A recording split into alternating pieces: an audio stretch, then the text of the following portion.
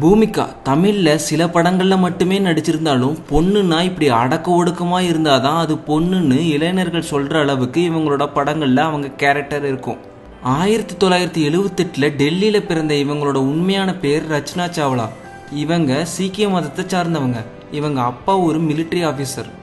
1997 டெல்லியில் இருந்து மும்பை போன இவங்க தன்னோட ஸ்டார்டிங் கெரியரை விளம்பரங்கள்லையும் சில இந்தி மியூசிக் வீடியோ ஆல்பம்லையும் பண்ணிட்டு இருந்தாங்க.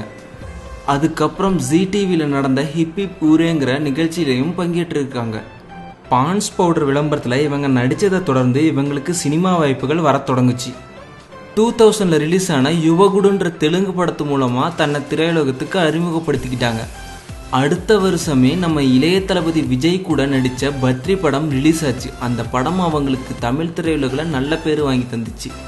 அடுத்து வந்த ரோஜா கூட்டம் படமும் அவங்களுக்கு நல்ல பேரை வாங்கித்தர பாலிவுட் சூப்பர் ஸ்டாரான சல்மான் கான் கூட சேது படத்தோட ஹிந்தி ரீமேக்கான தேரே நாம் படத்து மூலமாக ஹிந்தி திரையுலகத்துக்கு அறிமுகமானாங்க. அதுக்கப்புறம் தெலுங்கு ஹிந்தின்னு அங்கேயே பிஸி ஆகிட்ட இவங்க 2006 சில்லுன்னு ஒரு காதல் படத்தில் தமிழில் நடித்து திரும்பவும் ரீஎன்ட்ரி கொடுத்து ஒரு நல்ல ஹிட்டு கொடுத்தாங்க.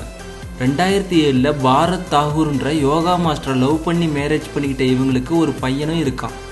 அதுக்கப்புறம் தமிழ் சினிமாவில் இவங்க எந்த படமும் நடிக்கலை. ஆனாலும் தெலுங்கு ஹிந்தியில் இன்னமும் படங்கள் நடிச்சிட்டு வர்றாங்க. 2011 இவங்க தமிழில் களவாடிய பொழுதுகள்ன்ற படம் நடிச்சிருந்தாலும் அது இப்போ வர ரிலீஸ் ஆகாமல் இருக்குது. கடைசியாக இவங்க நடித்த படம் MS தோனி அன்டோல்ட் ஸ்டோரி. இது தோனியோட உண்மை கதையை தழுவி எடுக்கப்பட்ட படம்.